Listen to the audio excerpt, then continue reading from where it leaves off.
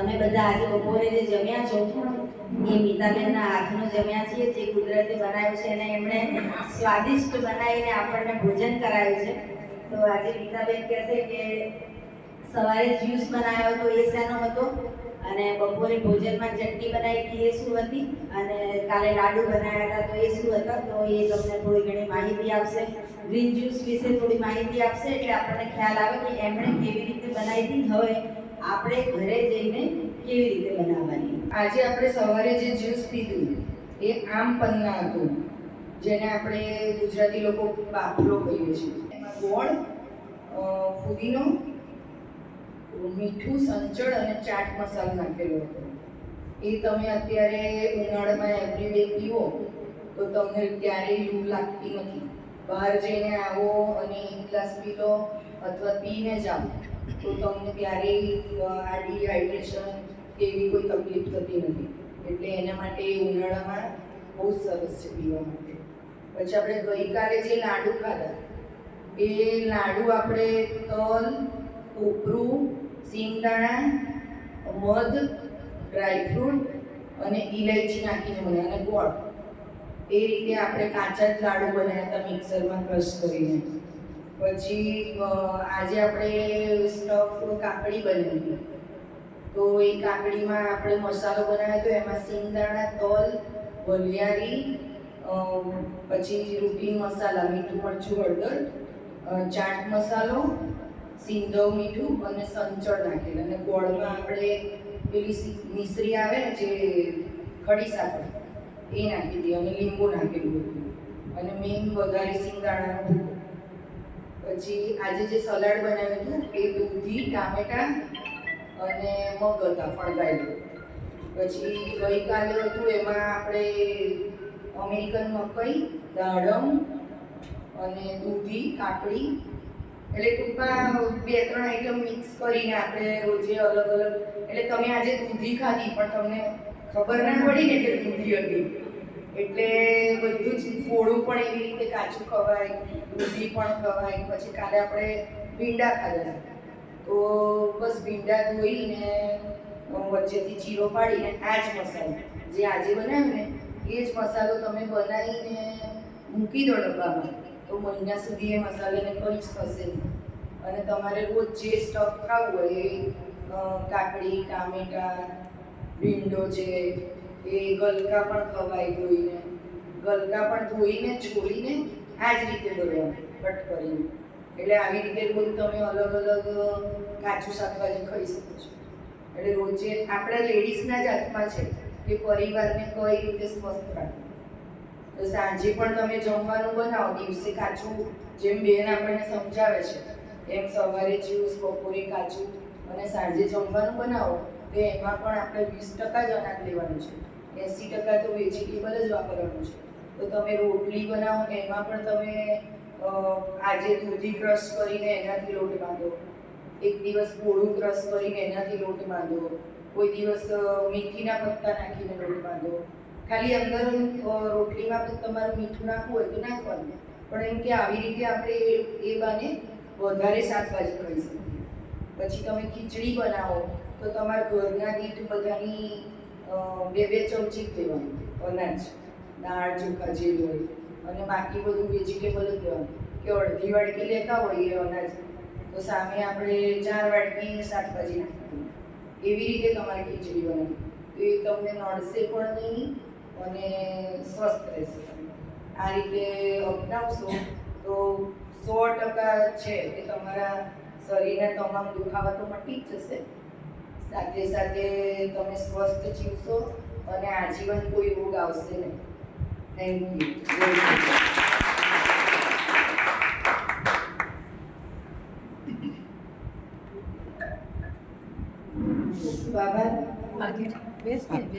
ખૂબ જ સરસ સ્વાદિષ્ટ રસોઈ બનાવી આપણે ગેસ વગર, અને એ પણ એટલી જીભને મજા પડે એવી ચટાકેદાર સરસ રસોઈ. એમાં મેઇન વસ્તુ ચટણી. જો ચટણી તમારી પાસે ગળી ચટણી હોય, દેશી ચટણી હોય, કોથમીરની ચટણી હોય, સ્વાદિષ્ટ ચટણી તમારા ભોજનની અંદર ડેલી તમે જમો તો કોઈ દિવસ કોઈ પ્રોબ્લેમ આવે નહીં.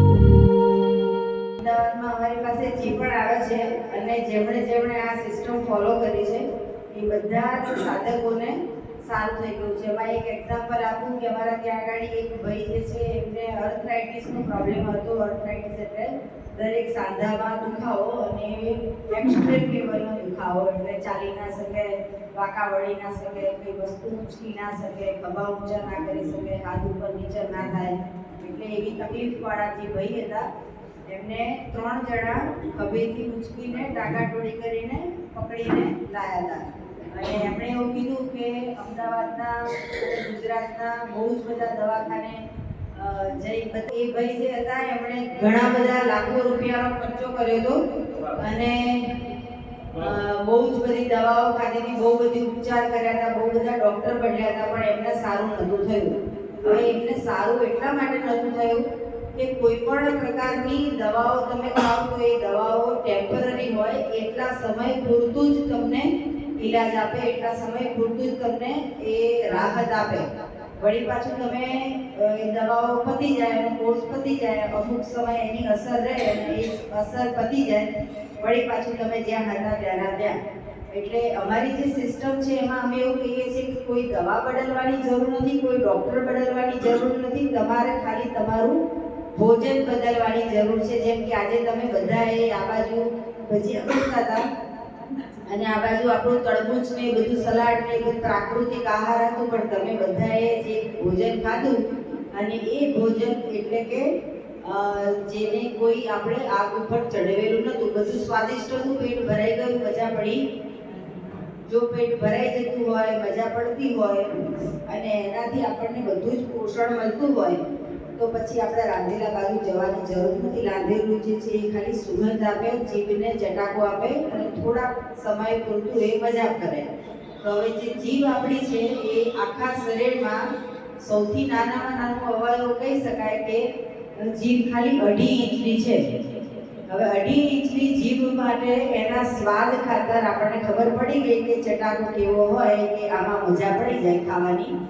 તો એવું ભોજન પાછળ આપણે આપણી કિડનીની દરકાર ના કરીએ, લીવરની દરકાર ના કરીએ, હાર્ટની દરકાર ના કરીએ, આંખોની, ઘૂંટણની, પગની, શરીરની કોઈ ચિંતા ના કરીએ અને આપણે ફક્ત જીભ માટે, સ્વાદ માટે આપણે એ ખાઈ રહીએ. કોઈ પણ વસ્તુ આપણે જ્યારે ખાઈએ છીએ, સમોસું ખાઈએ, ઇડલી ખાઈએ, ઢોસા ખાઈએ, બર્ગર ખાઈએ કે દાળ ભાત ખાઈએ, તો જે પણ વસ્તુ આપણો એક કોળિયો છે ખાવાનો એ મોઢામાં કેટલા સમય સુધી રહે? 1 ચમચી તમે દાળ ભાત ખાઓ કે 1 ચમચી શીરો ખાઓ તો મોઢામાં, ચલો એક 500 ગ્રામ ખાધું, 250 ગ્રામ ખાધું, પણ 1 ચમચી મોઢામાં કેટલો સમય રહે? 30 વખત આપણે ચાવવાનું કહીશું. 1 મિનિટ કે 2 મિનિટ કે અડધી સેકન્ડમાં તો એવી વસ્તુ મોઢામાં હોય ના હોય ને ગળી જઈએ. હવે એ 2 મિનિટના ચટાકા માટે આપણા પેટની અંદર એવી ભોજન પધરાઈ દઈએ છીએ કે જે આપણને 24 કલાક સુધી હેરાન કરે. એનાથી ગેસ થાય, વાયુ થાય, પિત્ત થાય, અને માથાના દુખાવા, શરીરના દુખાવા, આવા બધા જ પ્રકારના દુખાવો થાય અને આપણે જીભના સ્વાદ ખાતર લલચાઈ જઈએ અને ફસાઈ જઈએ. જેવી રીતે પારધીની જાળમાં કબૂતર ફસાઈ જાય એવી રીતે આપણે સ્વાદની માયા જાળમાં આપણે જાતે જ રાંધીને આપણે પોતે જ ફસાઈ ગયા. અને આપણે કરોડો અબજો રૂપિયાનું આપણું શરીર કે જેની આપણે પરવા નથી કરતા અને આપણે ખાવાની લાલચમાં ફસાઈ ગયા, ખોવાઈ ગયા. તો એ જે ભાઈ હતા, આર્થરાઇટિસ વાળા પેશન્ટ જે હતા, એમને મેં એવું કીધું, મેં કીધું કે તમે 100% આ સિસ્ટમને ફોલો કરો અને 21 દિવસ પછી મારી જોડે આવો. એટલે 21 દિવસ પછી આવ્યા ત્યારે અમને 50% ફાયદો થઈ ગયો. એટલે મેં કીધું જો 50% ફાયદો થઈ ગયું હોય તો બીજા 21 દિવસ સુધી આ સિસ્ટમને ફોલો કરો, પછી ફરીથી પાછા 21 દિવસ પછી આ અમદાવાદ ન જતા એટલે બીજી વખત આવી શકે. એટલે એમણે ફરીથી પાછું 21 દિવસ આવ્યા. તો જ્યારે બીજી વખત આવ્યા ત્યારે અમારા સેન્ટર પર જાતે ચાલીને આવ્યા. એમની આજુબાજુમાં કોઈ ભાઈ નહોતા, એમની વાઈફ નથી, કોઈ પકડવાવાળા, કોઈ ટાંગાટોળી કરવાવાળા કોઈ ભાઈ હતા નહીં. એટલે મેં કીધું કે કેમ એકલા આવ્યા છો? એટલે કે એ લોકોની જરૂરત જ ના પડી. એટલે મેં કીધું કેમ? કે હું મારી જાતે બાઇક ચલાવીને આવ્યો છું. જે વ્યક્તિ ચાલી નતા શકતા, ટાંગાટોળી કરીને લાયા હતા, એ વ્યક્તિ 1.5 મહિના પછી જાતે બાઇક ચલાવીને આવ્યા. તો આ સિસ્ટમ જે છે, આ ભોજન જે છે, એમાં કેટલી તાકાત છે વિચાર કરો કે લાખો રૂપિયા ખર્ચ્યા પછી દવાઓ, ઢગલો દવાઓ ખાધા પછી પણ રાહત નથી થઈ. કારણ કે દવાઓની અસર ત્યાં સુધી હોય જ્યાં સુધી તમારો કોર્સ હોય, 1 મહિનાનો કે 15 દિવસનો કે 25 દિવસનો, 20 દિવસનો કોર્સ હોય. અમુક દવાઓ એવી હોય જેમ કે બીપી, ડાયાબિટીસ, થાઇરોઇડ, તો એમ કહે છે કે જીવીએ ત્યાં સુધી લો, મરો ત્યાં સુધી ગોળી તો ચાલુ જ રહેશે. એટલે જે પણ ગોળી તમે ખાઓ છો, કોઈ પણ ગોળી તમે ખાતા હો તો ગૂગલ ઉપર એનું નામ લખો, સર્ચ લખો કે આ ગોળીની સાઈડ ઇફેક્ટ શું શું છે. તો એ ગોળીની જે પણ સાઈડ ઇફેક્ટ હોય તમે લાંબા ગાળે લો, 10 વર્ષ, 20 વર્ષ, 15 વર્ષ, 25 વર્ષ, તો લાંબા ગાળે એવું થાય કે કિડની ફેલ થઈ જાય, લીવર ફેલ થઈ જાય, અથવા હાર્ટ ફેલ થઈ જાય, અથવા પેરાલિસિસ આવી જાય, અથવા બ્રેન સ્ટ્રોક આવી જાય, અથવા તો તમારું શરીર જે છે યાદ શક્તિ ગુમાવી દે. તમને પોતાને ના ખબર હોય કે તમારા પત્ની કોણ છે, તમારા પુત્ર કોણ છે, તમારા પતિ કોણ છે, તો પછી તમારી પાસે જે પણ ધન સંપત્તિ છે એનો કોઈ જ ઉપયોગ રહે નહીં. જો આપણી પોતાની સંપત્તિનો આપણે ઉપયોગ ના કરી શકીએ તો એ સંપત્તિ શું કામની? એના કરતાં બેટર છે કે એક વખત આ ભોજન ખાઓ. ચલો 100% ચેન્જ કરી શકવાની આપણામાં કેપેસિટી નથી. એ આપણી ચોઈસ છે કે આપણે રાંધેલું ભોજન ખાવું છે કે આપણે પાકું ભોજન, કાચું ભોજન ખાવું છે. ઘરે પણ આપણી ચોઈસ છે કે ઘરે કોઈ રાંધ્યું છે કે જાતે રાંધ્યું છે કે ગમે ત્યાં આગળ. પણ દરેક માણસની પોતાની ચોઈસ હોય. પેલી વસ્તુ જે છે એ તરત ચવાઈ જાય, તરત ખવાઈ જાય, તરત ગળામાં ઉતરી જાય. આપણે જે અત્યારે સલાડ ખાધું એને ખૂબ ચાવીને ખાવું પડે. ઘણાના દાંત ના હોય તોય તકલીફ પડે. ત્યારે પેલું રાંધેલું ભોજન છે, ખીચડી ને દૂધ, એ ફટાફટ ઉતરી જાય. પણ એ ઉતરી ગયા પછી એ પોતાની જાતને જ, પોતાના શરીરને જ હેરાન કરે તો પછી એ આપણા કામનું નથી, આપણા લાયક નથી. એટલે આપણે ભોજન ચેન્જ કરીએ તો દવાઓ બંધ થઈ જાય, અને જો દવાઓ બંધ થઈ જાય તો આપણે નિરોગી થઈ જઈએ. હવે આપણે રિસર્ચ પડી એ વખતે અહીંયા ઈશ્વર દાદાએ પ્રશ્ન કર્યો કે એમના દીકરાને કે બાળકોને આ જે સિસ્ટમ છે એ ઓફિસ જતા હોય કે સ્કૂલે જતા હોય કે જોબ પર જતા હોય તો કેવી રીતે કરી શકે? તો મારો દીકરો અને દીકરી બંને પણ જ્યારે કોલેજમાં જતા હતા ત્યારે એ લોકોને હું નાસ્તાના ડબ્બામાં, અત્યારે પણ મારા હસબન્ડ ઓફિસે જાય છે તો હું એમના માટે ટિફિનમાં દાળ ભાત શાક રોટલી કદી પણ બનાવતી નથી, અને હું કોઈ દિવસ સલાડ કાપીને આપતી નથી. કાકડી લઈ જવી હોય તો 250 ગ્રામ કાકડી કે ગણીને નહીં, વજન કરીને નહીં, જેટલી પણ કોથળીમાં માય એટલી ડબ્બામાં મૂકી દેવાની, એક ચપ્પુ મૂકી દેવાનું, ધોઈને આપી દેવાનું. એમને 12 વાગે ભૂખ લાગે તો 12 વાગે કાકડી કાપે, 2 વાગે ભૂખ લાગે તો 2 વાગે કાકડી કાપે. અને હું હંમેશા બધું જ સલાડ સમારીને કાપીને નથી આપતી.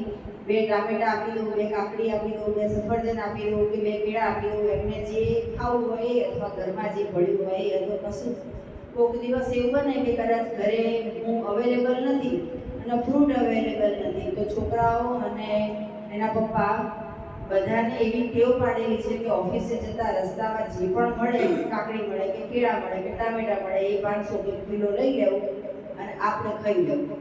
એક વખત એવું બન્યું કે મારો દીકરો જે છે એ કોલેજના 8 સેમેસ્ટર, એમાં એ ખાલી સફરજન જ લઈ જાય, કારણ કે એને સલાડ કાપીને ખાવું નહોતું અને સલાડ કરતાં એને સફરજનમાં થોડો વધારે રસ હતો, તો એ બાઈટ કરીને ચપ્પાની જરૂર ના પડે, પછી ભરીને સીધું ખાઈ શકે. તો એની કોલેજમાં એક સરસ કેન્ટીન હતી જ્યાં ગરમા ગરમ રોજ જે નાસ્તો બનતો હતો. તો એ નાસ્તો એણે કર્યો નહીં, અને 50% સ્ટુડન્ટ્સ એવા હતા કે એ ટિફિન ઘરેથી લાવતા હોય, તો એ ટિફિન પણ કોઈનામાંથી ખાતો નહીં. તો એમના જે સર છે, અજય સાહેબ હતા એમનું નામ, હતા એટલા માટે કહું છું કે અત્યારે નથી, અને એમની ઉંમર એ વખતે 34 જ વર્ષના હતા, અને એ ખૂબ જ જાડા હતા, ખાસા બધા. એનો 2-3 વખત મારી વિડીયો જોયા પછી મને ફોન કર્યો હતો કે ઝરણાબેન તમારે પાસે આવું છે, મારે વજન ઉતારવું છે, તમારી વિડીયો મેં જોઈ છે પણ તમારી મુલાકાત લેવી છે, પણ એમને સમય મળ્યો નહીં. એમણે મારા સરને એવો પ્રશ્ન કર્યો કે ટિફિનમાં શું લાગે છે? તો એણે કીધું સફરજન. અઠવાડિયા પછી પૂછ્યું ટિફિનમાં શું લાવે છે? તો કે સફરજન. મહિના પછી કોઈક દિવસ પૂછે કે આજે ટિફિનમાં શું લાવે? તમારો સર કે સફરજન. એટલે તારી મમ્મી બીજું કંઈ આપતી જ નથી? તો એણે કીધું ના, મારી મમ્મી તો ઘણું બધું આપે છે પણ હું કશું લાવતો નથી, મને સફરજનમાં રસ છે. હવે એ સાહેબની જોડે 8 સેમિસ્ટર એટલે કે 4 વર્ષ કોલેજમાં ભણ્યો, ત્યાં સુધી એમને મારી વિડીયો જોઈ પણ ફોલો નહોતું કર્યું, અને સરને બધું પૂછ્યું હતું પણ એ કશું એમને લાગુ નહોતું પડતું. કરીશું પછી કરીશું એમ કરતાં ફક્ત ને ફક્ત 35 વર્ષની ઉંમરે કોલેજના પ્રોફેસર, એ કોલેજના એક બહુ જ હોશિયાર પ્રિન્સિપલ, કોમ્પ્યુટર એન્જિનિયરિંગના હેડ કહેવાય, HOD, એમનું હાર્ટ એટેકથી દેહાંત થઈ ગયું. કોલેજના એટલા બધા સ્ટુડન્ટ્સના લોકલાડીતા સાહેબ કે બધા કોઈ છોકરાઓ એમને ભૂલી ના શકે, એ સાહેબ એટલા સારા કે એમના વગર છોકરાઓ હવે રહી ના શકે. એ સાહેબ એમણે 4 વર્ષ સુધી વિચાર્યું કે આ સિસ્ટમ કરીશ પણ કરી ના શક્યા, અને ફાઇનલી એમને હાર્ટ એટેક આવ્યો એટલે ઓફ થઈ ગયા. એટલે કહેવાનો મતલબ કે તમને જો આ સિસ્ટમની ખબર પડી છે તો હવે વિચારવાનો સમય નથી કે કાલે કરીશું. 20 વર્ષનો માણસ એમ કહે છે કે મોડી આ ખબર પડી, 40 વર્ષનો માણસ પણ એમ કહે છે કે મોડી ખબર પડી, 60 વર્ષનો માણસ પણ એમ કહે છે કે મોડી ખબર પડી. તો જે દિવસે ખબર પડી એ દિવસ પછી વેટ કરાય નહીં. એક વખત અમારી પાસે પેશન્ટ આવ્યા તો મને કહે કે હા 5 વર્ષ પહેલાં અમદાવાદમાં ચૌહાણ સાહેબ આવ્યા હતા, એ વખતે અમે શિબિર ભરી હતી, પછી 1 મહિનો કર્યું અને પછી લગ્ન આવ્યા દીકરાના કે દીકરીના, એટલે પછી સિસ્ટમ કરવાનું છોડી દીધું, ને પછી છૂટી ગઈ, ને પછી રહી ગયું, પછી ના કર્યું, ને એમ કરતાં એમને ફરી પાછું વજન 20 કિલો વધી ગયું. 20 કિલો વજન વધી ગયું પછી ફરીથી પાછા મારી પાસે આવ્યા, મને કે હું સિસ્ટમ બધી જાણું છું પણ કરતો નથી. તો મેં કહું હવે રાખવાની જોઈએ, હવે તમને ખબર છે તો તમારા બદલે હું તો કંઈ કરી ના શકું, તમારા બદલે હું તો એની માં કરી ના શકું. એટલે ફરીથી પાછું બધું જ મેં એમને સમજાવ્યું, એમણે બધું જ સરસ રીતે ફોલો કર્યું, અને પાછું એમનું 20 કિલો વજન ઉતર્યું. એટલે એમનું કહેવું એમ હતું કે ખબર સિસ્ટમ હોવા છતાં પણ અમે ફોલો નહોતા કરતા, ચા પી લેતા હતા, લગ્નમાં જમી લેતા હતા, અને વધારે પડતું ખાઈ લેતા હતા. એના લીધે ફરીથી પાછું વજન વધી ગયું, અને જે રોગો નહોતા શરીરમાં એ બધા રોગો પણ પાછા શરીરમાં આવી ગયા. એટલે તમને હવે આજે ખબર છે, મારું એવું માનવું છે કે 100 વર્ષનું દરેક મનુષ્યનું આયુષ્ય છે, દરેક મનુષ્યનું 100 વર્ષ કમસે કમ. પણ આપણે જીવીએ છીએ એવું, ખાઈએ છીએ એવું કે 70માં 80માં કે 90માં આપણે ભગવાનના ધામમાં પહોંચી જઈએ છીએ. એટલે એટલે જો સારી રીતે હેલ્ધી રીતે સ્વસ્થ બનીને દવા વગર ઓપરેશન વગર જીવવું હોય તો તમારે આ ભોજનને જ અપનાવવું પડશે. બાકી તમે એમ કહો કે ચા પી લો એક દિવસ તો કંઈ ફરક પડશે નહીં, પણ તમે માનશો નહીં, જે દિવસની આ સિસ્ટમની મને ખબર પડી એ દિવસથી મેં કોઈ રોગ ના હોવા છતાં પણ એ દિવસથી આ દિવસ મેં મારી જીભ ઉપર, મારા મોઢામાં, મારા પેટમાં મેં એક પણ ચમચી ચાની કે એક પણ ચમચી દૂધની કે ઇવન દૂધપાકની પણ અમે એ સિસ્ટમ પેટમાં નાખી નથી અને ઘરમાં દૂધ લાયા નથી. મારો સન ખૂબ જ નાનો હતો તો સ્કૂલે જતો હતો તો મેં એને બહુ જ વઢું એને કે દૂધ પી લે બેટા, દૂધ પી લે, સ્કૂલે જવાનું છે, દૂધ પી લે, દૂધ પી લે, દૂધ પી લે. તો એને હંમેશા એવું કહેવું કે દૂધ તો મારી બીકથી અથવા તો હું દબાણથી કહું એટલે દૂધ પી લે, પણ જ્યારે સ્કૂલે પહોંચે તો સ્કૂલના ગેટ ઉપર ઉલટી કરી નાખે અને પછી સ્કૂલની અંદર જાય. મને એ વાતની ખબર નહીં, બીજા 4 જણાએ મને એવું કીધું વાત કે ભાઈ તમારો સર તો રોજ સવારે ઉલટી કરી નાખે છે. પછી જ્યારે આ સિસ્ટમની ખબર પડી અમને કે દૂધ એ ઝેર જ છે બાળકોને કે મોટાને, કે આપણે કોઈએ ના પીવું જોઈએ, તો એ દિવસનું મેં એને દૂધ આપવાનું બંધ કરી દીધું. તો મને એણે એવું કીધું કે હું તને તો કહેતો હતો કે દૂધ નથી પીવાનું, તું તો મને પરાણે પીવડાવી દીધી. એટલે હું તો મારા નોલેજ પ્રમાણે આપણને ખબર ના હોય, નાનપણમાં અજ્ઞાની હોઈએ આપણે, અને પછી જ્ઞાન થયા પછી આપણે જ્યારે ફોલો કરીએ ત્યારે આપણને ખબર પડે કે પહેલાં જે આપણે કરતા હતા એ બિલકુલ ખોટું હતું અને હવે જે કરીએ છીએ એ સાચું છે. જ્યારે બાળકો જે છે એ ભગવાનનું સ્વરૂપ હોય છે, એમને ખબર હોય છે કે શું ખાવું. દરેક મમ્મીને એવી ટેવ હોય કે ભાઈ છોકરાને આપણે રોટલીને ગોળ ઘી ખવડાવીએ, કે ભાઈ છોકરાઓ પાછળ ફરી ફરી દાળ ભાત ખવડાવીએ, પાછળ ફરી ફરી ખીચડી ખવડાવીએ, એમને ના ખાવું હોય તો મારીને ખવડાવીએ.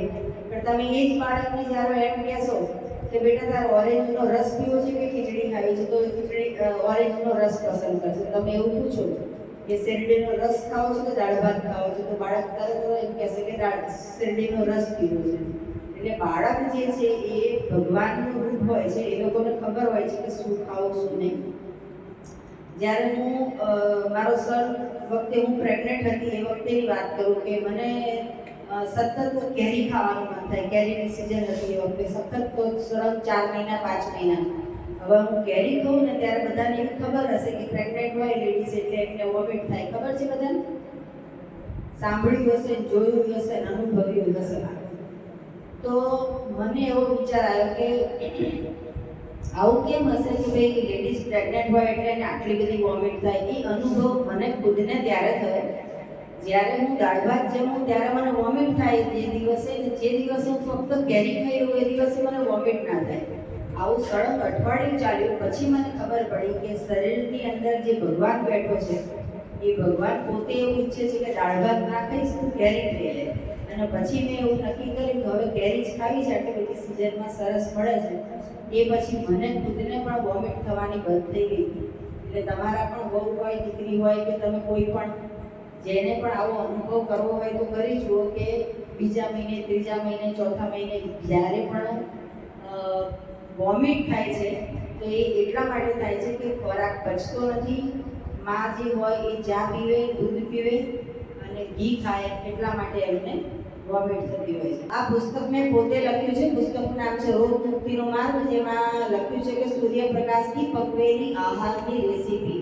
તો જેને પણ વાંચવાનો ઇન્ટરેસ્ટ હોય તો એ લઈ જાય. 200 રૂપીસ, 200 રૂપિયાની પુસ્તક છે. અને જેમને પોતે વાંચી લીધી હોય અને બીજા માટે લઈ જવી હોય, કોઈની બર્થડે હોય, કોઈની લગ્ન તારીખ હોય અને કોઈને ગિફ્ટ આપવી હોય તો એને રેટ કરીને ટોટલી પેકિંગ કરી અને પછી તમે કોઈને ગિફ્ટમાં પણ આપી શકો. દીકરી સાસરે જતી હોય તો એને ટ્રંકમાં પણ બીજા કપડાં પછી મૂકો, પણ પહેલાં આવી સરસ પુસ્તક મૂકો કે જેનાથી દીકરીનું સાસરું જે છે એ કદી બીમાર ના પડે, એમના હસબન્ડ, એમના છોકરા એ પણ હંમેશા સાજા રહે. તો એવું સરસ પુસ્તક લખેલું છે. વાંચવાની ઈચ્છા હોય, ઘરમાં વસાવવાની ઈચ્છા હોય, તમે લઈ જશો તો દીકરા દીકરી કે જે પણ તમારા કુટુંબમાં છે એ લોકો વાંચશે. આવું સારું પુસ્તક દરેકના ઘરમાં હોવું જોઈએ.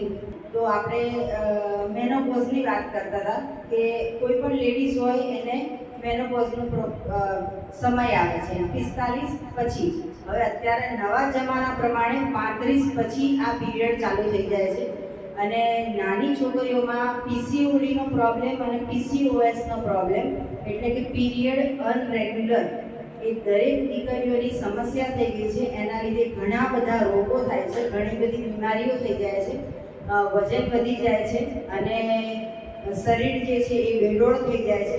એટલે એના માટે પણ આ એક સિસ્ટમ ઘરમાં તમે ફોલો કરો તો લાંબે ગાળે વહુ કે દીકરી એ લોકોને આઈવીએફનો પ્રોબ્લેમ રહેશે નહીં.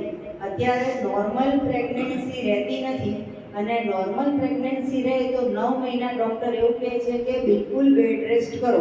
હવે અહીંયા આગળ જેટલા પણ બેઠા છે 50+ વાળા એ લોકોએ જિંદગીમાં પણ રેસ્ટ કર્યો નહીં હોય, જ્યારે અત્યારની બધી જ દીકરીઓને ડૉક્ટર એવું કહે છે કે રેસ્ટ કરો.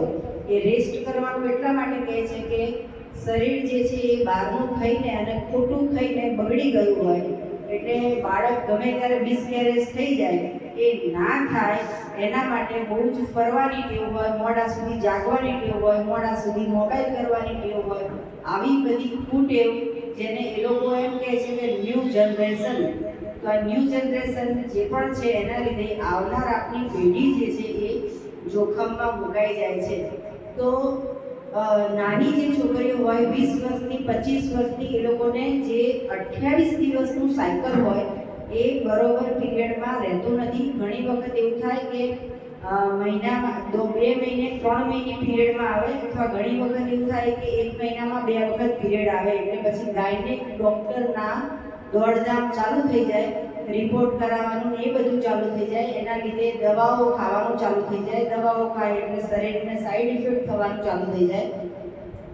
અને પછી જે છે એ છોકરીઓ જે છે એ કોઈ દિવસ એ લોકોનું પીરિયડ રેગ્યુલર થતું નથી.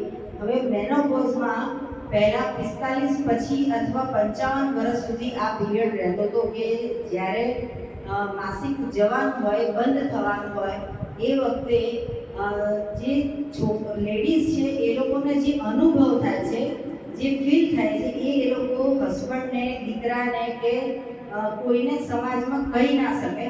અને એ લોકોને એ સમયે એવું થાય કે ખૂબ ઊંઘ આવે રાખે, કાં તો એમને આળસ આવે રાખે, કાં તો એમને ગુસ્સો આવે, કાં તો પછી એમને રડવું આવે, કાં તો પછી એમને વહેમ થાય, શંકા થાય. આવી બધી જે હોર્મોન્સ ચેન્જ થઈ જાય, પીરિયડ બંધ થવાનું હોય એ વખતે શરીર ફૂલી જાય, પીરિયડમાં ઇરેગ્યુલર થવાનું ચાલુ થઈ જાય. પહેલાં 3 દિવસનું માસિક આવતું હોય 7 દિવસનું થઈ જાય. ઘણી વખત એવું થાય કે 15 દિવસ સુધી માસિક બંધ ના થાય. એના લીધે શરીરમાં જે હિમોગ્લોબિન હોય એ ડાઉન થઈ જાય, B12 હોય એ ડાઉન થઈ જાય અને શરીર જે છે એ એમનું પોતાનું કીધું કરે નહીં. ગમે ત્યારે ઊંઘ આવે, ગમે ત્યારે આળસ આવે, ગમે તેટલો કંટાળો આવે, ગુસ્સો આવે, રડવાનું મન થાય. આ બધા જ સિમ્પટમ્સ જે છે એ મેનોપોઝના છે. તો હવે આ મેનોપોઝ દરેક લેડીઝને થાય છે. એ કોઈ પણ લેડીઝ હોય, કોઈ પણ સમાજની હોય કે કોઈ પણ દુનિયાના છેવાડેની હોય, આ શરીરની લેડીઝની રચના હોય છે. અને આવા બધા સમય દરમિયાન એમને હૂંફ આપવાની જરૂર હોય છે, કારણ કે શરીરના હોર્મોન્સ ચેન્જ થતા હોય છે. સુસાઇડ કરવાનું પણ મન થતું હોય છે. આવું ઘણી બધી લેડીઝ મારી પાસે આવે છે અને એમને ઘણા બધા આવા બધા પ્રશ્નો હોય છે. તો એ દરેક પ્રશ્નોમાંથી બહાર નીકળવાનો ખૂબ જ સરળ ઉપાય છે કે તમે જ્યારે પણ રાત્રે જમી લો ત્યારે એક કેળું ફરજિયાત ખાવું સાંજે જમ્યા પછી, અને પાકું કેળું ખાવું. અને રાત્રે સૂતી વખતે નિયમિત 3 વખત એનીમા કરવો. ઇવન પીરિયડમાં હોય તો પણ એનીમા કરવો. એ 15 વર્ષનો માણસ હોય કે 45 વર્ષનો કે 55 વર્ષનો, તો પણ એમને રાત્રે પણ એનીમા 3 વાર બેક ટુ બેક કરવો. સવારે ઉઠો ત્યારે પણ બેક ટુ બેક 3 વાર એનીમા કરો. તો આ પીરિયડનો જે પણ પ્રોબ્લેમ છે એ પ્રોબ્લેમ નહીં રહે. એ એક સમય પસાર કરવાનો હોય છે, એ સમય પસાર થઈ જશે અને વ્યક્તિને ખબર પણ નહીં પડે કે એના હોર્મોન્સ ચેન્જ થઈ રહ્યા છે. આ સાયકલ જે શરીરમાં આવી હતી એ સાયકલ હવે જઈ રહી છે, તો એને કોઈ જ ફેરફાર ફીલ થશે નહીં. અને લેડીઝ જે છે એ ખૂબ જ સુખરૂપ આ સમય જે છે એ પસાર કરી શકશે. તો એના માટે એમણે ફરજિયાત દૂધ અને દૂધમાંથી બનેલી દરેક પ્રોડક્ટનો ત્યાગ કરવાનો રહેશે. પછી એ લેડીઝ એવું કહે કે મને તો માથું દુખે, મારે તો ચા પીવી જ પડે, તો સમજો કે તમને ગાયનેક ડૉક્ટર પાસે જઈ અને 5,000નો ખર્ચો થશે અને તો પણ એનું કોઈ જ નિવારણ આવશે નહીં.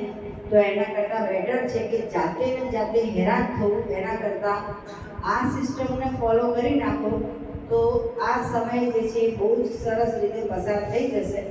તો દરેક લેડીઝને નમ્ર વિનંતી કે જો તમે અહીંયા આગળ આ પ્રોબ્લેમમાંથી પસાર થઈ રહ્યા હોય તો તમે આ સિસ્ટમ ફોલો કરો, અથવા તો તમારા ઘરે જે પણ દીકરી છે, બેન છે, બહુ છે એને આ સિસ્ટમ વિશે જાણ કરો, અથવા તો તમારા પડોશી છે, તમારા ફ્રેન્ડ છે. અમે અમારો ફ્લેટ છે મધુરમ, તો ત્યાં આગળ રોજે 9, 9:30 વાગે અડધો કલાક 15-20 મિનિટ બધા એકબીજાની જોડે વાતો કરીએ, બેસીએ, કેમ છો, કેમ નહીં, સુખ દુઃખની વાતો કરીએ.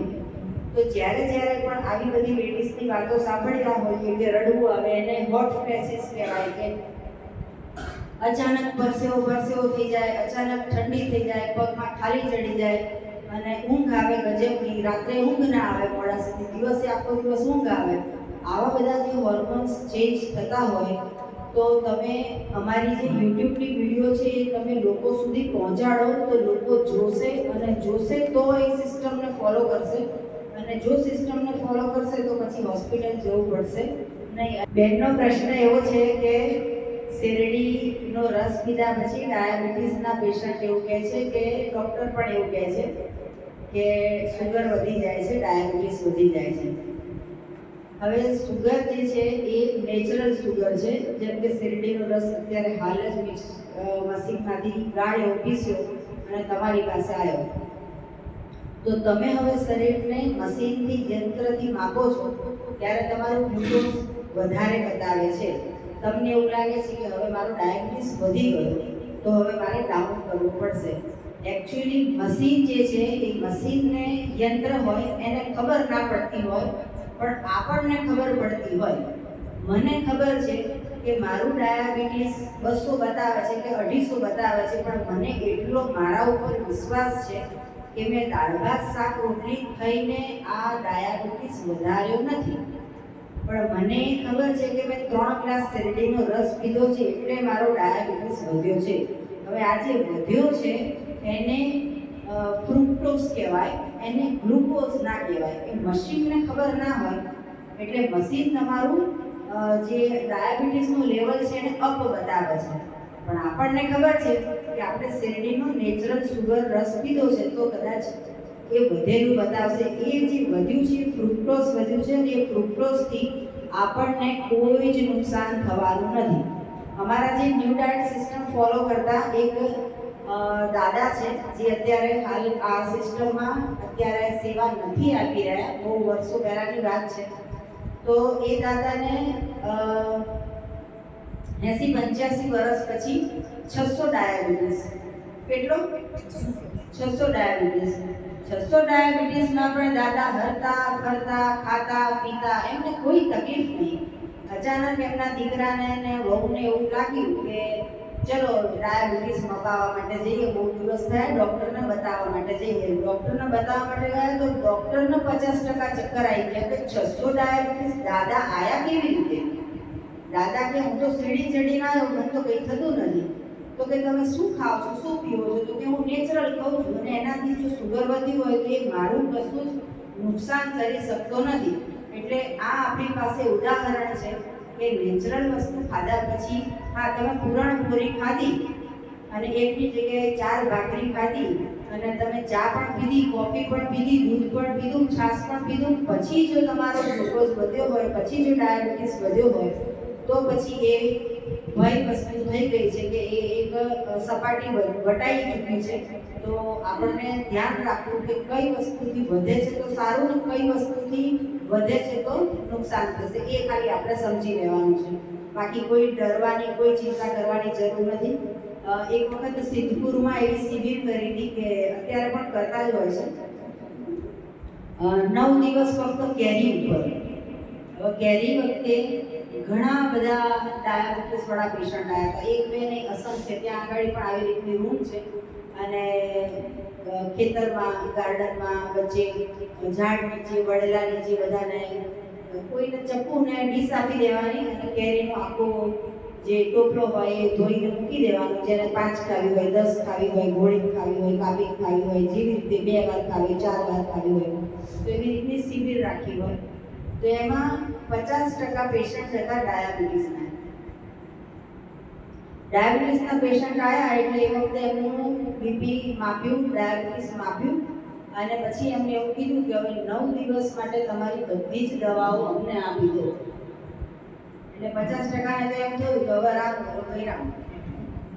પણ વિશ્વાસથી આ સિસ્ટમને ફોલો કરી 9 દિવસ એમને કેરી ખવડાવી અને એ પણ દબાણ કરીને પેટ ભરીને, એવું નહીં કે ઘણી ઘણીને 2 ખાવાની છે, ઘણી ઘણીની જેમ અત્યારે આપણે જેટલું ખાવું તો એટલું ખાધું એવી રીતે. 9 દિવસ પછી દવા વગર, ડાયાબિટીસની કોઈ પણ દવા વગર એમનું ડાયાબિટીસ ચેક કર્યું તો બિલકુલ નોર્મલ હતું. કારણ કે 9 દિવસ ફરજિયાત એ લોકોને જેમ જેલમાં પૂરી દઈએ એવી રીતે બાથરૂમમાં પૂરીને ફરજિયાત એનીમાં કરાવડાયો હતો. એટલે જૂનો મળ નીકળી ગયો, પેટ ચોખ્ખું થઈ ગયું અને હવે જે નવું ભોજન ખાધું એ પ્રાકૃતિક ભોજન ખાધું અને 9 દિવસ પછી જ્યારે ડાયાબિટીસ ચેક કર્યું તો બિલકુલ નોર્મલ હતું વગર દવાએ. એટલે આ પ્રયોગ તમે ઘરે પણ કરી શકો. કેરી મળે છે, દ્રાક્ષ ઉપર પણ કરી શકો, શેરડીના રસ ઉપર પણ કરી શકો. જ્યારે પણ તમને એવું લાગે કે તાવ આવી ગયો છે, ચક્કર આવે છે, અથવા તો અશક્તિ લાગે છે, અથવા વોમિટ થાય છે, અથવા ડાયરિયા થઈ જાય છે, તો અમારા જેવા જે એક્સપર્ટ હોય એમનો તમે ફોન કરીને સંપર્ક કરો. અમે તરત જ અમે ઉપાય બતાવીશું. આ પુસ્તક છે એની અંદર પણ બધું લખેલું છે, જે વિડીયો છે એની પર પણ બધું લખેલું છે અને તમે ફોન કરીને પણ પૂછી શકો કે જે સમયે તમને શું થઈ રહ્યું છે એ પ્રમાણે હું તમને ફોલો કરાવડાવું એટલે એ પણ તમારી પ્રશ્નનો હલ આવી જાય. જરૂરી નથી કે આ સિસ્ટમને અડધેથી બંધ કરી દો અને વળી પાછું તમે ચા દૂધ અથવા તો દાળ ભાત શાક રોટલી ખાવાનું ચાલુ કરી દો. ડરી જાઓ. ઘણા લોકો ડરી જતા હોય કે હવે ચક્કર આવી ગયા, દાખલ થઈ જવું પડશે, બાટલા ચડાવી દેવા પડશે, નથી ફાવતું, પડી ગયા. તો આવું કોઈ જ ડરવાની જરૂર નથી. જ્યારે તમે યોગ્ય ભોજન ખાશો તો તમને યોગ્ય પરિણામ મળશે જ. કારણ કે આ સિસ્ટમ માણસ સર્જિત નથી, પણ આ જે સિસ્ટમ છે ઈશ્વર સર્જિત છે. આ પુસ્તક છે ને એના પહેલા જ પાના ઉપર મેં અંદર લખેલું છે. જેની પાસે હોય ખોલીને પહેલું પાના બીજા પાનામાં ચેક કરજો. રામચરિત માનસ ઉપરથી આ પુસ્તકનું લેખન થયું છે. અને રામચરિત માનસ એટલે કે રામ ભગવાને જે વનવાસ દરમિયાન જે પ્રાકૃતિક ભોજન ખાધું છે એના ઉપરથી આ પુસ્તકનું રચના કરી છે. અને મેઇન સૂત્ર હતું રામ ભગવાને જે કીધું હતું કે કંદ મૂળ ફળ ફૂલ આ મનુષ્યનું ભોજન છે. પછી મનુષ્યએ એમાંથી ઢોસા અને ઇડલી બનાવી અને પછી એમાંથી ડાયાબિટીસ અને બીપીનું ઉત્પાદન કર્યું. જેમ આપણે ફેક્ટરીમાં ઉત્પાદન કરીએ, વસ્તુઓ બનાવીએ, ટાઇલ્સો બનાવીએ, રેતીમાંથી ટાઇલ્સો બનાવીએ છીએ, એના જેવું છે કે એવી જ રીતે આપણે ખોટું ભોજન ખાઈ અને દવાઓનું ઉત્પાદન કર્યું છે અને દવાઓના ખર્ચા કર્યા છે અને આપણે પોતે આપણું જ શરીર બગાડી શકીએ છીએ. જેમ કે હું કોઈની ગેરંટી ના લઉં કે તમારી કિડની હું સારી રાખી શકીશ, પણ હું મારી ગેરંટી લઈ શકું કે હું મારી કિડની સારી રાખીશ. અહીંયા કોઈ પણ બેઠું હોય એ પોતાના દીકરાને કે પોતાના હસબન્ડને કે હસબન્ડ હોય તો માને કે માં હોય તો દીકરાને પોતાની કિડની આપવા તૈયાર હોય? કદાચ આપણા સંબંધીની એકાદ કિડની ફેલ થઈ ગઈ અને ડૉક્ટરે એવું કીધું કે હવે એક કિડની છે અને એ કિડની પણ હવે તકલીફમાં છે, ડાયાલિસિસ પર જવું પડશે અને કાં તો પછી કિડની ટ્રાન્સપ્લાન્ટ કરાવવી પડશે, તો બીજા કોઈની કિડનીની જરૂર પડશે. હવે ચલો કોઈ સંબંધી બહુ સારા હોય, મા બાપ બહુ સારા હોય તો કિડની કદાચ આપે પણ ખરા, પણ એ બહુ જ ખર્ચાળ વસ્તુ છે અને કિડની આપી દીધા પછી એમને હવે સેટ થશે કે નહીં થાય એ પણ એક મોટો પ્રશ્ન છે. અને જેણે આપી દીધી છે એને પણ હવે નવા પ્રશ્નો ઊભા થશે. તો જેણે આપી છે એ પણ મુશ્કેલીમાં, જેણે લીધી છે એને પણ મુશ્કેલીમાં. તો એના કરતાં બેટર એવું છે કે પોતાની કિડની અથવા પોતાનું લીવર અથવા પોતાનું હાર્ટ છે એને પોતે સાચું રાખીએ. બાજુની થાળીમાં ભજીયા હોય તો જોવું નહીં, આપણી થાળીમાં સફરજન હોવા જોઈએ. આટલું જો ધ્યાન રાખીશું તો હવે આપણી થાળીમાં શું છે એ ચેક કરી લેવું કે કોણે બનાવ્યું છે, માણસે બનાવ્યું છે કે ભગવાને બનાવ્યું છે. તો એ પ્રમાણે તમે આ સિસ્ટમને ફોલો કરશો તો 100 વર્ષ સુધી તમને હવે કોઈ જ પ્રશ્ન થશે નહીં. મારી પાસે એક ઓપ્શન છે કે જે બિલકુલ એનીમાં ના જ કરી શકતા હોય એના માટે. જે એનીમાં કરે છે એ બધા ખૂબ જ સુખી માણસ કહેવાય, પણ જે એનીમાં નથી જ કરી શકતા, જે બેડ રેસ્ટ ઉપર છે, એના માટે મેં સ્પેશિયલ એક નેચરોપેથીનો પાવડર બનાવ્યો છે જેનું નામ છે વનસ્પતિના પાંદડામાંથી બનાવ્યો છે. એનું નામ છે એનીમા પાવડર. આ મેં પોતે બનાવ્યો છે વનસ્પતિના પાંદડામાંથી અને કોઈ સાઈડ ઇફેક્ટ નથી. ચૌહાણ સાહેબ અને આપણી ન્યુડાયટ સિસ્ટમ એવું કહે છે કે ફરજિયાત એનીમા જ કરવું જોઈએ. હું પણ એવું જ કહું છું, પણ 99% કેસમાં જો કરે ને 1% કેસમાં જો આવો કેસ હોય કે જેમ કે બેને કીધું કે પેશન્ટ નહીં જ કરી શકે તો એમના માટે એનીમા પાવડર નામની એક હર્બ્સ બનાવ્યું છે, વનસ્પતિમાંથી બનાવેલું. તો એ તમે મને વોટ્સઅપ કરજો તો તમારા ઘરે પહોંચાડી આપીશ. જે બેડ રેસ્ટ ઉપર જે માણસ છે એને આપજો એટલે એ 90% એનીમા જેવું કામ કરશે. એનીમા પાવડર એટલે તમે વોટ્સઅપ કરજો, તમારું એડ્રેસ મોકલજો તો તમારા ઘરે મોકલીશ. હવે દાખલા તરીકે હમણાં જ કંઈક પ્રોબ્લેમ થયો છે અને હમણાં જ તમે આ સિસ્ટમ ફોલો કરી છે તો તાત્કાલિક રિઝલ્ટ મળે છે, પણ 10 વર્ષ જૂનો રોગ છે અને ઉંમર પણ 73 વર્ષ છે તો ધીરજ રાખવી પડે. આ જે સિસ્ટમ છે એમાં 3 વસ્તુ છે: શ્રદ્ધા રાખો, વિશ્વાસ રાખો અને ધીરજ રાખો. એલોપેથીમાં એવું છે કે અત્યારે હાલ જ ગોળી ગળો એટલે 5 જ મિનિટમાં માથું દુખતું મટી જાય. હવે માથું દુખતું મટી જાય એ આપણને એવી ખબર પડે છે કે માથું દુખતું મટી ગયું, પણ એ એકચ્યુઅલી એવું હોય કે એ ગોળી આપણા ચેતાતંત્ર ઉપર હાવી થઈ ગઈ હોય એટલે ચેતાતંત્ર શું કરે છે એ આપણા સુધી સંદેશો મગજને પહોંચાડવાનું બંધ કરી દે. એકચ્યુઅલી એ દુખતું જ હોય. જેમ કે તાવ આવ્યો હોય ને ડોલો નામની ગોળી લઈ લઈએ એટલે તાવ અંદર હોય જ પણ આપણા શરીરને ઠંડુ પાડી દે એટલે આપણને એવું લાગે કે તાવ જતો રહ્યો. હમણાં એક બેન સીડીએ ગાડી રસ્તામાં ચાલતા પૂછતા હતા કે તાવ બહુ આવે છે. તો તાવ આવે એટલે તમે ગોળી લઈ લો છો તો તાવ તો અંદર રહેવાનો જ છે, ગોળીના લીધે દબાઈ જવાનો છે. તો આવા સમયે પેશન્ટને તમે ઉપવાસ કરાવડાવો.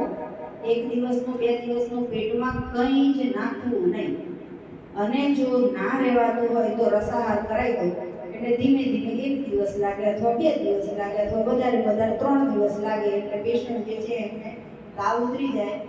અને યુરિક એસિડ છે એમાં પણ ધીરજ રાખો એટલે ફાયદો થઈ જાય. રાંધેલું ભોજન એક પણ વખત આપવું નહીં. ઘણા પેશન્ટ એવું કહેતા હોય કે ખાલી દાળનું પાણી આપીએ છીએ કે મગનું અસામણ આપીએ કે ભાતનું અસામણ આપીએ કે ખાલી લિક્વિડ વસ્તુ આવી છાશ ને કઢી એવું કંઈક આપીએ છીએ તો આવી વસ્તુઓ ના આપો અને રસાહાર ઉપર રાખો એટલે યુરિક એસિડનો ફાયદો થઈ જાય. અને તો પણ જેને પણ એવું કોઈ ક્રિટિકલ પ્રોબ્લેમ હોય તો મને વોટ્સએપ પર પર્સનલ હાય લખીને મોકલો એટલે હું એક ફોર્મ મોકલીશ. એ ફોર્મ તમે ભરીને મોકલજો અને મને એમાં વિગતો હોવી જોઈએ કે પેશન્ટને શું શું ઉંમર છે અને શું તકલીફ છે તો એ પ્રમાણે હું કંઈક ડાયટ અથવા તો કંઈક સજેસ્ટ કરીશ. એકચ્યુઅલી તો બધા માટે સેમ જ છે પણ અમુક કેસ એવા હોય કે જેમાં કંઈક ડિફરન્ટ હોય તો એમાં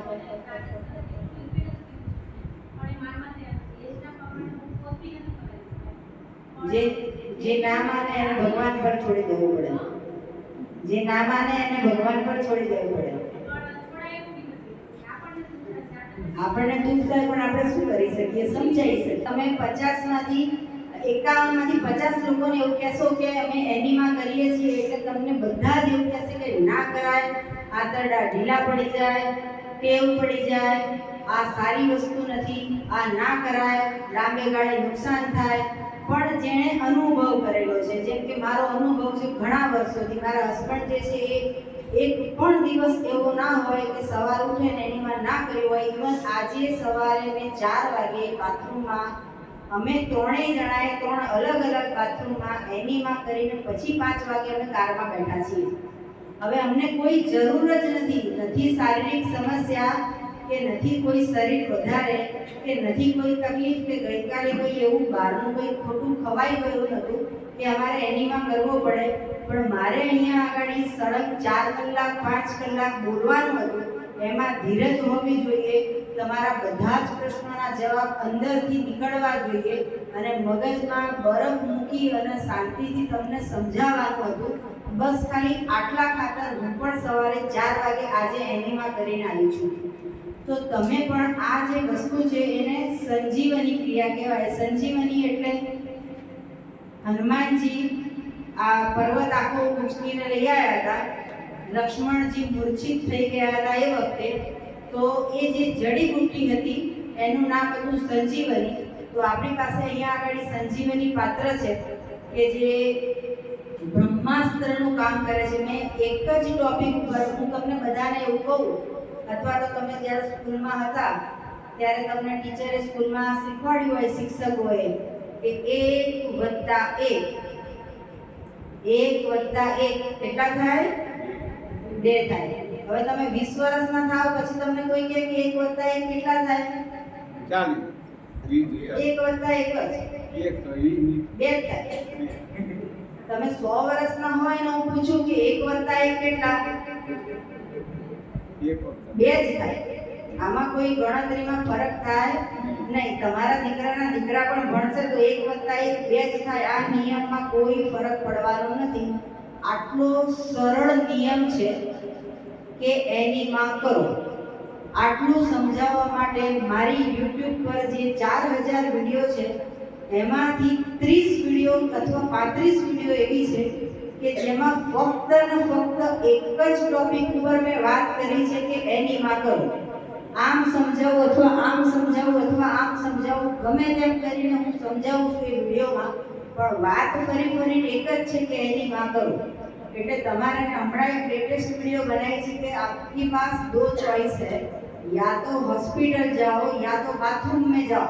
હવે આટલું છેલ્લા હદ સુધીની વિડીયો બનાવી મેં કે હોસ્પિટલ જાઓ તો ખબર છે ને પછી આઈસીયુમાં શું થાય છે, આપણું કીધું થતું નથી. અને પૈસાનું શું થાય છે? પૈસાનું પાણી થાય.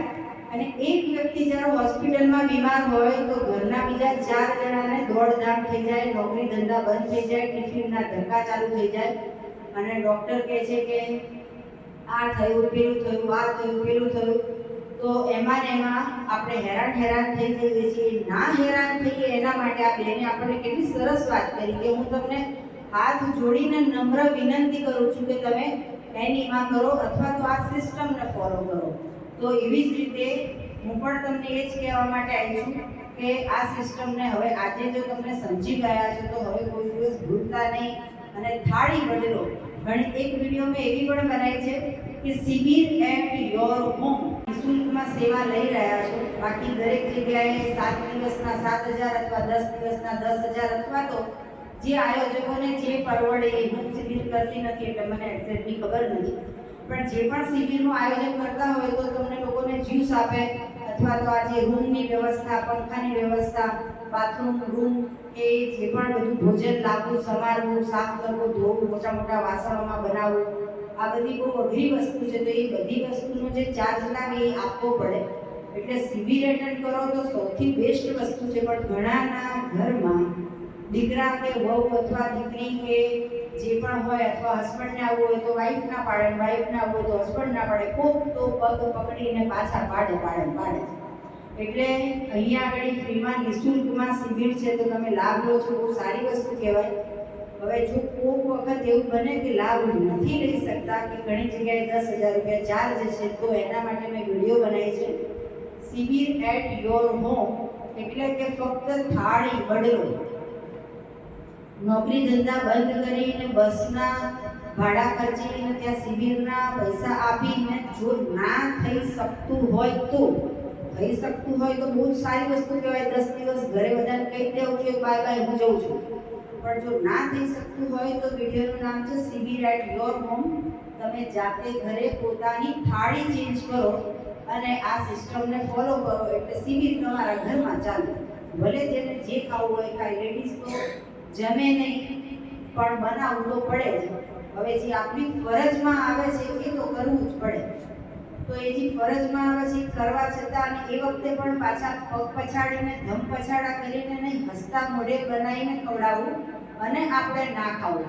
જેમ કે મને એક જગ્યાએ જમવા માટે બોલાવી, અમારા કુટુંબના સગાવાલા જ હતા, તો એ વખતે ટામેટાની ખૂબ સરસ સિઝન હતી. 25 રૂપિયાના કિલો ટામેટા અને 5 કિલો લઈએ તો 20ના કિલો આવે, એટલે એકદમ પથ્થર જેવા લાલ ચટક અને મોટા એટલા મસ્ત ટામેટા. મને ટામેટા જોઈને એવો અહેસાસ થાય કે લાડવા કરતાં 10 ગુણા આ સારી વસ્તુ છે જે ઈશ્વરે બનાવી છે. તો એક જગ્યાએ જમવા માટે બોલાવી, એટલે અમે ગયા. ત્યાં આગળ મેં કીધું કે હું નહીં જમું, ઘરના બધા જમે, અથવા તો તમારે જમવાનું બનાવવાનું હોય બનાવજો, હું ના જમું. તો પછી કે તમારા માટે શું આયોજન કરવું? તમારે કંઈ આયોજન કરવાનું નથી, મારું આયોજન હું જાતે કરી લઈશ. ત્યાં પણ હું જ્યાં જ્યાં જાઉં છું ત્યાં આગળ મારી ભોજન હું લઈને જ ફરું છું. એમાં કંઈ બહુ મોટી વાત નથી. રસ્તામાં ટામેટાની લારી જોઈએ, કિલો લઈ લીધા, રસ્તામાં ગાડી ખાઈ લીધા, પેટ ભરાઈ ગયું, ઉડકાર આવી ગયો, પતી ગયું. કોઈક વખત તો પાણી ના હોય તો ધોયા પણ નથી, તો પણ બધી હજી ઇન્ફેક્શન થયું નથી. ઘણીવાર એવું પણ થયું હોય કે હાથ પણ ના ધોયા હોય, સીધા ટામેટા ખાઈ લીધા હોય તો ઇન્ફેક્શન થયું નથી. પણ એ જ ટામેટાનું શાક બનાવીને, અથવા એ જ ટામેટા દાળમાં નાખીને, અથવા એ જ ટામેટા સેવ ટામેટાનું શાક કાઠિયાવાડમાં બહુ ફેમસ છે, તો એવું ખાઈ અને પછી બીમાર પડવું એના કરતાં બેટર છે કે આપણે જે ટામેટા લીધા છે એ ખાઈ લઈએ. તો હું સંબંધીના ત્યાં આગળ જમવા ગઈ, તો 5 કિલો ટામેટા લઈને ગઈ. તો સરસ, થેન્ક યુ બેન. પણ દાદાએ બોલાવડાવ્યું. તો જે પણ ટામેટા હું લઈને ગઈ એમાંથી આપણે 5 કિલો તો ખાઈ ના શકીએ, એટલું મોટું તો પેટ નથી, પણ જેટલા પણ પેટમાં જગ્યા હતી એટલું 500 ગ્રામ કે 600-700 ગ્રામ ટામેટા ખાધા. અને બીજા જે 4 કિલો 4.5 કિલો જેટલા પણ વધ્યા એ ત્યાં મૂકીને આવતી રહી. અને એમને એવું કીધું કે તમારે જેમ વાપરવા આવે વાપરજો, પણ આ ટામેટા તમે વાપરજો. કારણ કે હું કોકના દેખતા ખાલી ટામેટા ખાઉં અને પછી કદાચ એવું બને કે બીજે દિવસ પેટમાં દુખે, એ આપણે પોસાય નહીં. એટલે એના કરતાં બેટર છે કે 4 કિલો મૂકી નાખીએ, ખાલી 80 રૂપિયાનો સવાલ હોય છે. એટલે એવી રીતે પણ આ સિસ્ટમને ફોલો કરી શકાય. બોલો સિયાવર રામચંદ્ર કી જય, બોલો કોકરાવાળા હનુમાન રાજાની જય. એક જગ્યાએ એવું કહ્યું કે મારા જેઠાણીના પપ્પા ઓફ થઈ ગયા, તો અમારે ગામડે પ્રતાપગઢ જવું પડ્યું. તો સવારે ઘરેથી નીકળ્યા હતા, વહેલા 4 વાગે ઉઠી અને ત્યાં આગળ કડકડતી ઠંડીમાં 7 વાગે પહોંચ્યા. હજી તો અંધારા જેવું બધું અજવાળું પણ નહોતું થયું ને 2-3 બહેનો આવ્યા અને કેટલીમાં ચા અને ખાલી સ્ટીલની રકાબી, અને બધાને ફટાફટ ચા પીવાનું આપવાનું ચાલુ કર્યું એમને. એટલે મેં કીધું હું ચા નથી પીધી. તો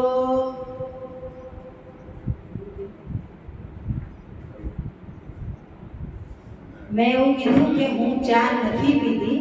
એટલે મેં એવું દબાણ કર્યું કે આટલી કડકડતી ઠંડીમાં આવ્યા છો, 1 રકાબી તો પીવી પડે. એટલે મેં કીધું હું નથી પીધી. એમણે એવું કીધું કે આટલી સવારે પરોઢીએ તો ચા પીવી જ પડે. એટલે મેં કીધું હું નથી પીધી. એટલે બેન આગળ ગયા, બીજા બેન આવ્યા, ફરી પાછી રકાબી અને કેટલી ખગડતી કે ચા. એટલે મેં કીધું કે મારે બાધા છે, મારે કોઈ દિવસ બાધા નથી કોઈ વસ્તુની, પણ બેન ખસે નહીં અને મને પરાણે ચા પીવડાવે. એટલે મારે એવું કહેવું પડ્યું કે મારે બાધા છે. એટલે તમારે પણ જો સમય સંજોગો એવા આવી જાય કે કોઈ પરાણે ખવડાવી દે કે કોઈ પરાણે પીવડાવે, તો તમે એવું કહી શકો કે મારે બાધા છે, એમ કરીને છટકબારી ગોઠવી દેવી. અને આપણે એ વસ્તુ ફરજિયાત ખાવી નહીં. હા, તમે લલચાઈ જાઓ ને ખાઈ લો છો એ વસ્તુ અલગ છે, પણ બાકી આ સિસ્ટમ ફોલો કરવી હોય તો દુનિયાની કોઈ તાકાત નથી કે આપણને રોકી શકે. એટલે આ સિસ્ટમ દરેક જણાએ ફરજિયાત કરવી જ જોઈએ. કારણ કે આપણે નિરોગી રહેવા માટે આવ્યા છીએ, આપણે સ્વસ્થ રહેવા માટે આવ્યા છીએ, આપણે બીમાર થવા માટે નથી આવ્યા. હવે અત્યારે 4 વાગે 5 વાગે બધાના ત્યાં ઘરે ચાનો ટાઈમ થતો હોય. ગરમ ચા પીવો એટલે પછી એસિડિટી થતી હોય, સ્કિન કાળી થઈ જતી હોય. એના કરતાં આ કુદરતી બનાવેલો આવો સરસ ઠંડો નેચરલ બરફ વગરનો, કોઈ જ અંદર નાખ્યા વગરનું કંઈ પણ નેચરલ વસ્તુ પીવો એટલે એસિડિટી પણ મટી જાય. આપણે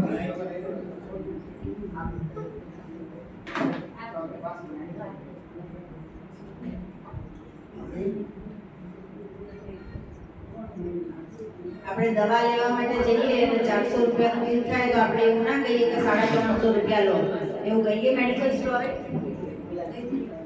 મેડિકલ સ્ટોરે આપણે જઈને એવું કહીએ કે 400 રૂપિયાની દવા છે પણ 350 રૂપિયા લો, એવું કોઈ કહી શકીએ? ના કહી શકીએ. એમ કહે કે કાકા 2 દવા ઓછી લઈ જાઓ, કાં તો 20 દિવસની લઈ જાઓ, 30 દિવસની ના લઈ જાઓ. પણ એ દવાના જેટલા પૈસા હોય એટલા આપવા જ પડે છે. તો એ 400 રૂપિયાની દવા ના ખાવી હોય તો 400 રૂપિયાનો જ્યુસ પી લો. અમારા ઘરે પહેલા 4000 રૂપિયા, વર્ષો પહેલાની વાત છે, 4000 રૂપિયાનું દૂધ આવતું હતું. અને પછી જ્યારે અમે આ સિસ્ટમમાં જોડાયા એટલે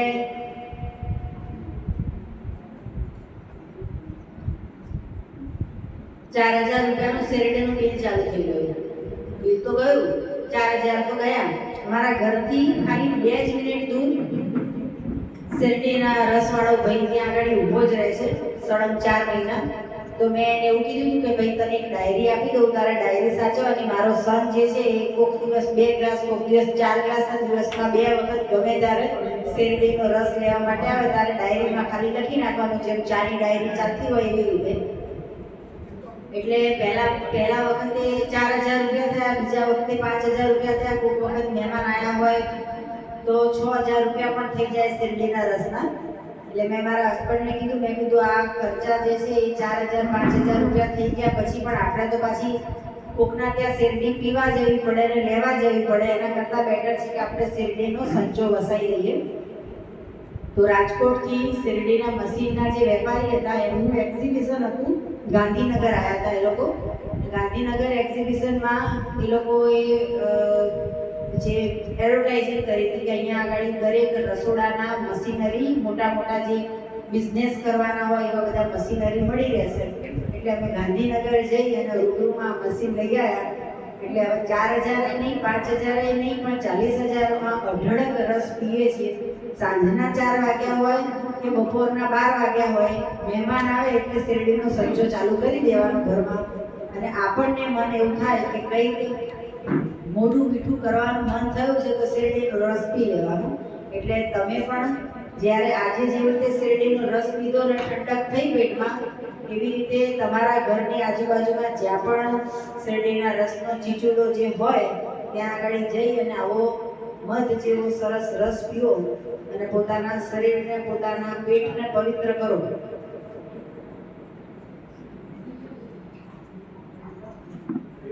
અમારા ઘરે, હું જ્યારે મારા પપ્પાના ઘરે રહેતી હતી તો પપ્પાના ઘરે એવો રિવાજ હતો કે એવી ટેવ હતી કે સાંજના ભોજનમાં ખીચડીની જોડે કઢી હોય ને હોય જ.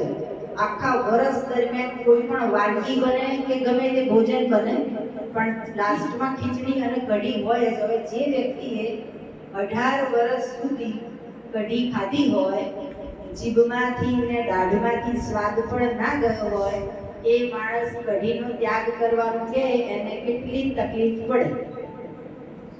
પડે? મને ખૂબ જ કઢી છોડવાની ખૂબ જ તકલીફ પડી, બધા ચા છોડવાની તકલીફ પડી. અત્યારે હાલની તારીખમાં પણ મને કઢી સખત વાલી, એમાં પણ ગોળ નાખ્યા વગરની ખાટી કઢી મને ખૂબ જ ભાવે.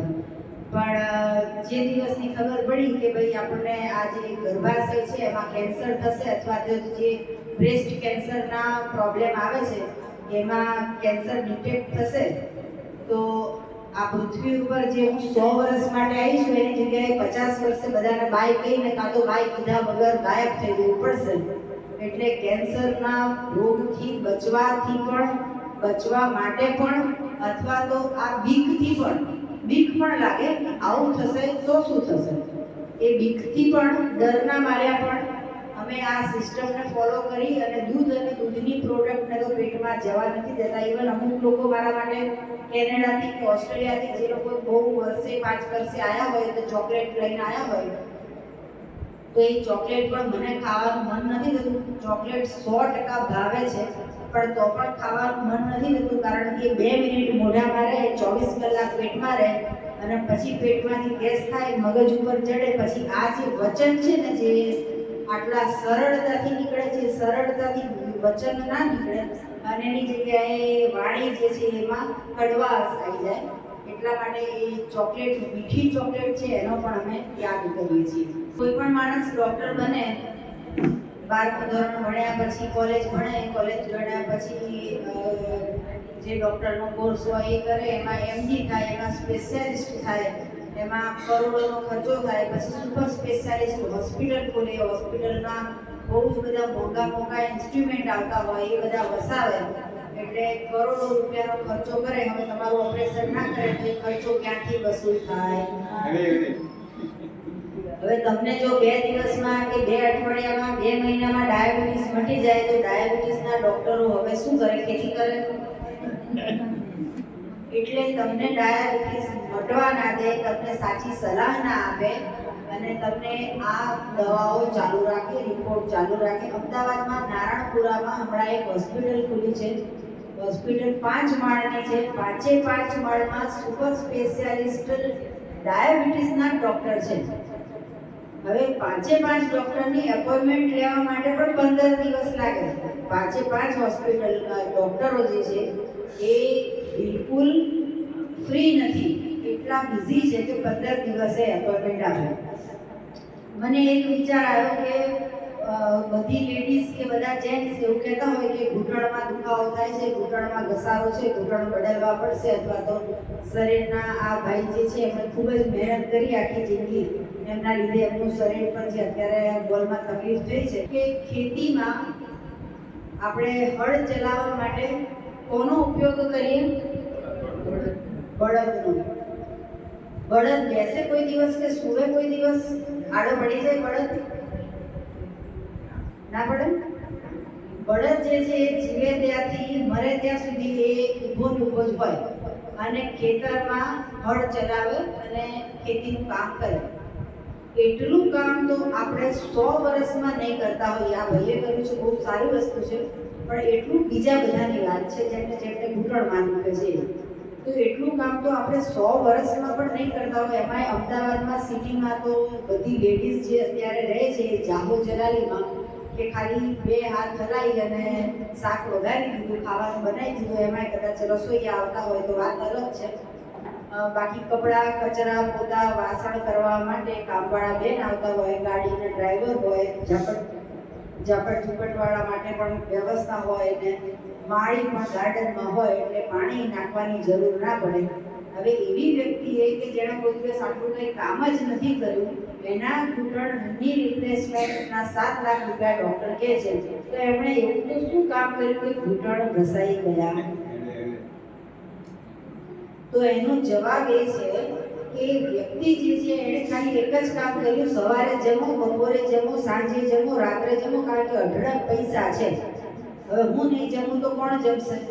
એટલે એમ સમજીને સારામાં સારી વસ્તુઓ બનાવડાવે, મહારાજની જોડે જમી રાખે, હોટલમાં જાય, 5 સ્ટાર હોટલમાં ખાવાનું અને મોડા રાત સુધી જાગવાનું, પીઝા, પાર્ટી, બર્ગર એ બધાની જયાફત. અને મોડે રાત સુધી 500 રૂપિયાની એક કોફી મળે અમદાવાદમાં કોમર્સ 6 રસ્તા ઉપર. કેવેન્ડર્સ નામની એક કોફી છે. બીજી કોફીનું નામ છે એક કોફી હમણાં મારો સન આવે તમને કહેશે, તો એ કોફીનું કંઈક નામ છે, તો એના પણ 500 રૂપિયા. એક કોફીના 500 રૂપિયા. લોકો આમ કોલર ઊંચો કરીને પીવા જાય કે અમે 500 રૂપિયાની કોફી પીને આવ્યા. હવે તમે કોફી પી નથી આવ્યા, તમે હોસ્પિટલ લઈને આવ્યા છો.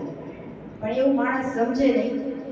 એટલે હું બળદનું ઉદાહરણ આપીને એ કહેવા માંગુ છું કે જો બળદના કોઈ પણ દિવસ ઘૂંટણ ઘસાઈ ગયા નહીં, એને કોઈ દિવસ ઓપરેશન કરાવવાની ઘૂંટણની જરૂર ના પડી, તો બધા બહેનોને ને બધા ભાઈને ને બધા દાદાને ઘૂંટણ કેમ ઘસાઈ ગયા?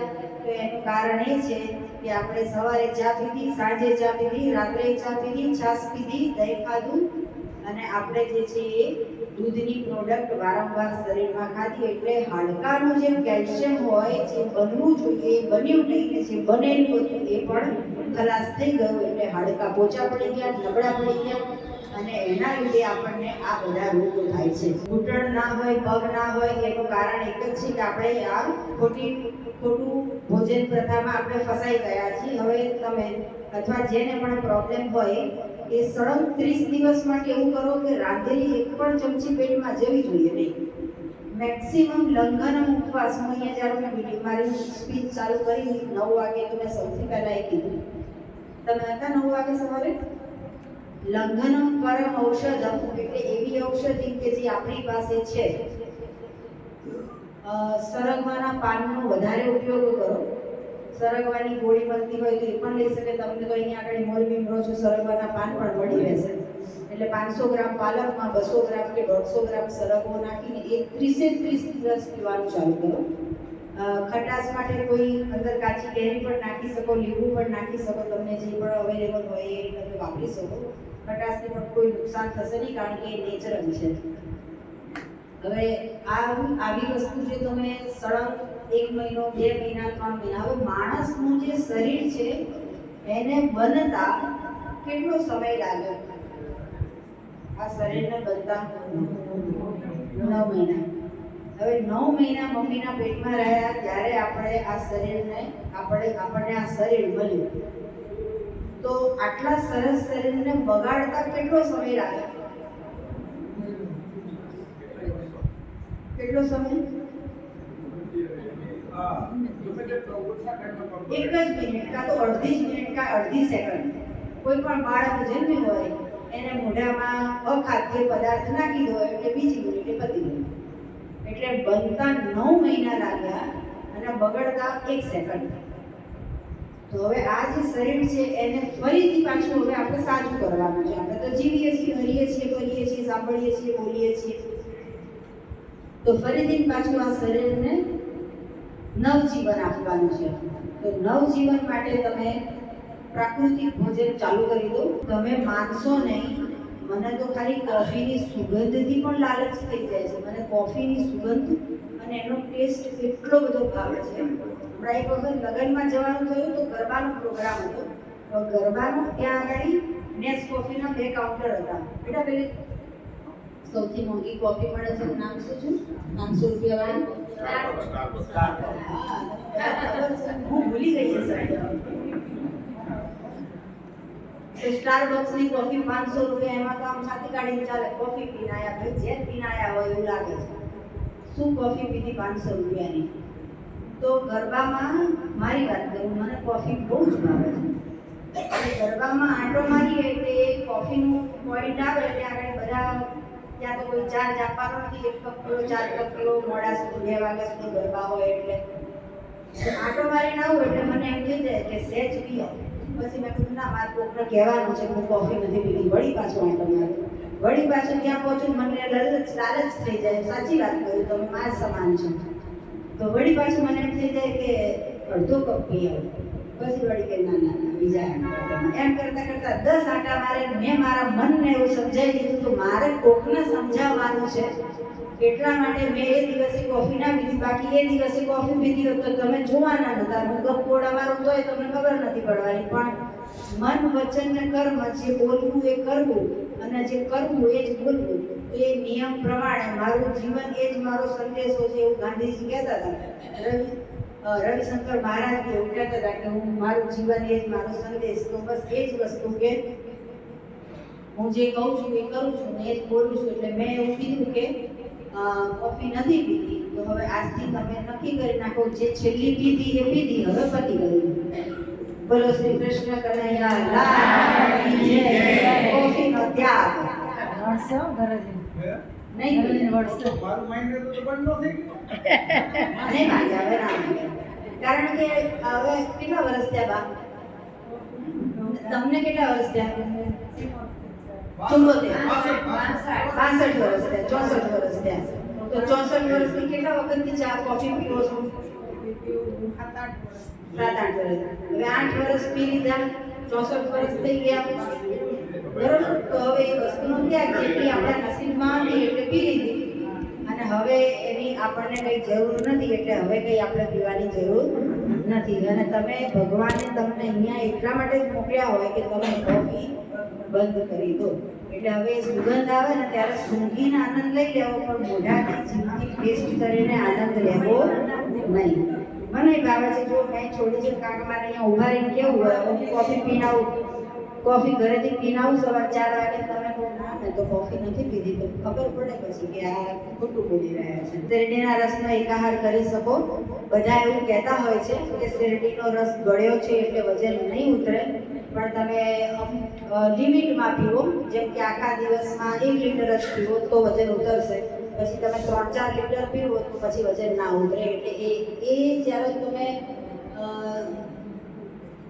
શેરડીનો રસ નથી પીતા તો એ સમય સિવાયના સમયમાં જ્યારે પાણી પીવો છો તો દર વખતે એમાં લીંબુ નાખીને પી લો, એટલે તમારું વજન, તમારા બધાનું વજન જે છે એ વજન ઉતારવાનું છે.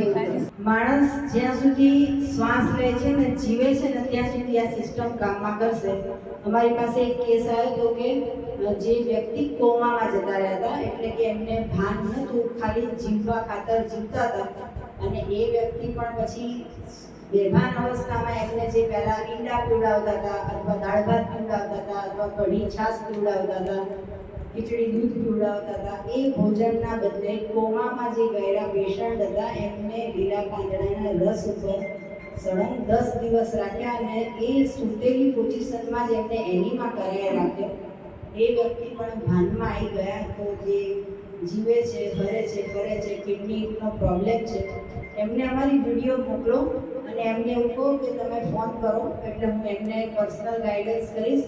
હવે આ પ્રશ્ન પરથી મને એક બીજો વિચાર આવ્યો કે આપણે તરત કાકાનો વિચાર કર્યો. તમારી વાત નથી બેન, મારી વાત કરીએ કે મને કાકાનો વિચાર આવે કે માસીનો વિચાર આવે કે મારી ભાઈ બીમાર છે એ વિચાર આવે, પણ પછી આપણને એ પણ વિચાર આવવો જોઈએ કે મને આવું ના થવું જોઈએ. જેમ કે મારા કાકાની કિડની ફેલ થઈ, પણ હવે મારી ના થવી જોઈએ. અત્યારે તો સાજી છે, તો હવે એના માટે હું શું કરું? આપણે એમને તો સમજાવી શકીએ, આપણે એમના બદનામ કરી ના શકીએ. એમને આપણે ફોન નંબર આપો, મારો વિડીયો મોકલો, હું એમની જોડે વાત કરું, તો એમ કરીને હું સજેસ્ટ કરીશ. ચોક્કસ બચી જશે, ચોક્કસ સારું થશે, રિઝલ્ટ 100% મળશે. પણ મારી પાસે આવા ઘણા બધા કેસ આવે કે જ્યારે મારા સેન્ટર ઉપર એક પેશન્ટ કેન્સરનો હોય ને, દાખલા તરીકે પપ્પાને કેન્સર થયું છે, તો ઘરના 6 જણા જોડે આવ્યા, 6 જણા. હવે મેં એવું કીધું કે પહેલાં કેન્સરવાળા પેશન્ટની વાત પછી કરીએ, પણ બીજા 5ને કેન્સર ના થવું જોઈએ એની કોઈ ગેરંટી ખરી? ક્યાંય હાથમાં લખેલું છે મને કેન્સર નહીં થાય, ક્યાંય કપાળ ઉપર લખ્યું છે કેન્સર નહીં થાય, ક્યાંય કુંડલીમાં લખ્યું છે કેન્સર નહીં થાય, તો પછી બીજા 5 જણા શું કરશે? તો કે અમે તો જમીશું, અમે તો જાગીશું. એ કોણ સિસ્ટમ ફોલો કરશે? તો જે પેશન્ટ છે એ જ ફોલો કરશે. એટલે આપણે એવું કહેવા માંગીએ છીએ, સમજાવવા માંગીએ છીએ કે આપણી કિડની બચાવીએ, આપણને કેન્સર ના થવું જોઈએ, એના માટે ડરવું જોઈએ અથવા ચેતી જવું જોઈએ અથવા બચી જવું જોઈએ. તો એના માટે આપણે અહીંયા બેઠા છીએ, બધા જ સંકલ્પ કરીએ કે હનુમાન દાદાની કૃપાથી અહીંયા આવ્યા છીએ. હવે આ સિસ્ટમને કદી ભૂલીએ નહીં અને કદી છોડીએ નહીં.